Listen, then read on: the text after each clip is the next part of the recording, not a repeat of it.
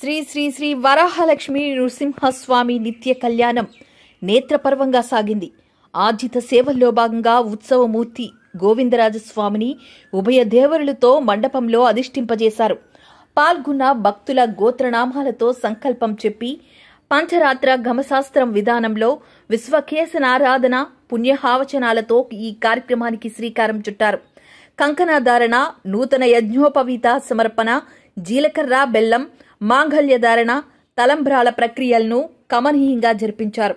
మంత్రపుష్పం, మంగళ శాసనాల తర్వాత భక్తులకు వేదాశ్రవచనాలు, శేషవస్త్రాలు, స్వామివారి ప్రసాదాలను అందజేశారు.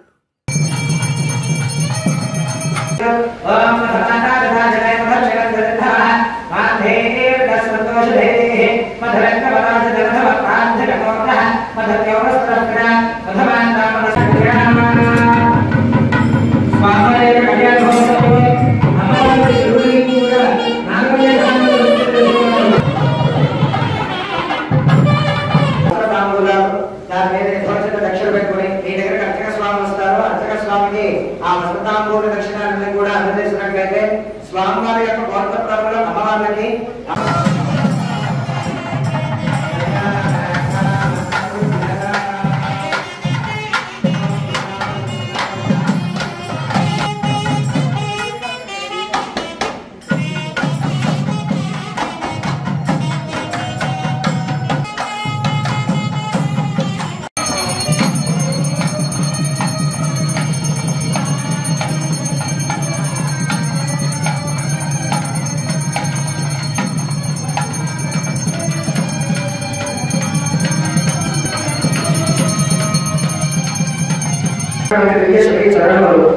దివ్యశ్రీ చరణములకు పాద ప్రక్షాళనాన్ని గావించి ఆ చారిత్రమైనటువంటి తీర్థాన్ని మన శిరస్సు మీద ప్రోక్షణ చేస్తున్నప్పుడు మన శిరస్సు మీద నమస్కారం చేసుకున్నట్లయితే